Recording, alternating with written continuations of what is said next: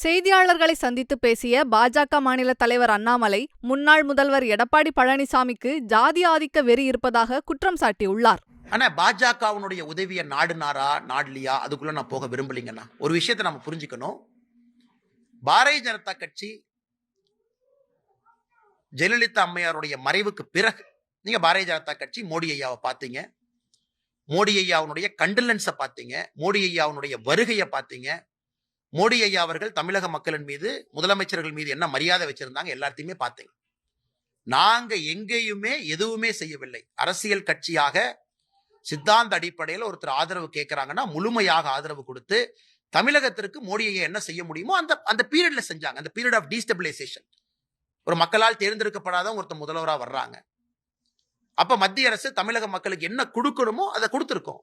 எங்கேயும் கூட குறை வைக்கல. நீங்க பீரியட் எடுத்து கம்பேர் பண்ணுங்க. 2018, 19, 20, 21 அடிப்படையில் எடுத்து அந்த 4 ஆண்டுகளை கம்பேர் பண்ணுங்க. தமிழகத்திற்கு வரக்கூடிய நிதி எங்கேயாச்சும் நிறுத்தி இருக்கிறோமா? எங்கேயுமே கிடையாது. மக்களுக்கு வர வேண்டிய நிதி கட்சி மூலமா வந்துச்சு. இன்னைக்கு ரகசிய உறவுங்கிறது என்ன வார்த்தை நான் சொல்றேன். ரகசிய உறவுனா பாரதிய ஜனதா கட்சி தொடக்கூடாத கட்சியா? பாரதிய ஜனதா கட்சி கண்ணுல பார்க்க கூடாத கட்சியா?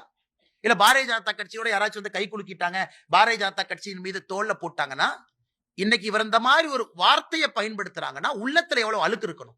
இது போன்ற ஒரு தலைவர் இது போன்ற வார்த்தையை பயன்படுத்துறாங்கன்னா உள்ளத்துல எவ்வளவு அழுக்கு இருக்கணும். எவ்வளவு ஒரு ஜாதி ஆதிக்க வெறி இருக்கணும். எவ்வளவு ஜாதி ஆதிக்க வெறி இருக்கணும். ஒரு அன்டச்சபிள் அப்படிங்கிற மாதிரி ஒரு எதிர்க்கட்சி தலைவர் பேசுறாங்கன்னா அவருக்குள்ள எவ்வளவு ஜாதி ஆதிக்க வெறி இருக்கும். இவங்கெல்லாம் வந்து எதிர்க்கட்சி தலைவரா இருக்கிறதுக்கு ஃபிட்டா?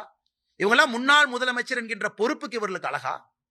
பாரதிய ஜனதா கட்சி என்ன தப்பு பண்ணுச்சு? பர்மிஷன் கேட்டீங்க, பர்மிஷன் கொடுத்தாங்க.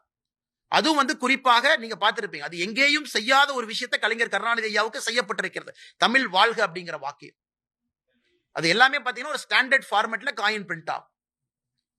இவர்கள் சொன்னதை மத்திய அரசு முழுமையாக ஏற்றுக்கொண்டு ஒரு பிரசிடென்ஸ். நாளைக்கு ஒரிசால கேட்கலாம், பெங்கால்ல கேட்கலாம், யார் கேட்டாலும் கூட மரியாதை செய்யணும். அந்தந்த மாநிலத்தினுடைய நம்முடைய தாய்மொழி நமக்கு பிரதானம். இதை அப்படி எப்படி மாத்தி சொல்றாரு? மத்திய அரசு தமிழ் வெல்கங்கிற வார்த்தை இருக்கு, அதுக்கு அனுமதி கொடுத்திருக்கிறாங்க, மோடி எவ்வளவு பெரிய ஆள், இப்படி பேசுவதை விட்டு அதுல ஒரு ஹிந்தி வாக்கியம் அங்க இருந்துச்சு, அதுல இந்த வாக்கியம் அங்க இருந்துச்சு. செய்திகளை உள்ளது உள்ளபடி தெரிந்து கொள்ள ரெஃப்ளெக்ட் நியூஸை சப்ஸ்கிரைப் பண்ணுங்க.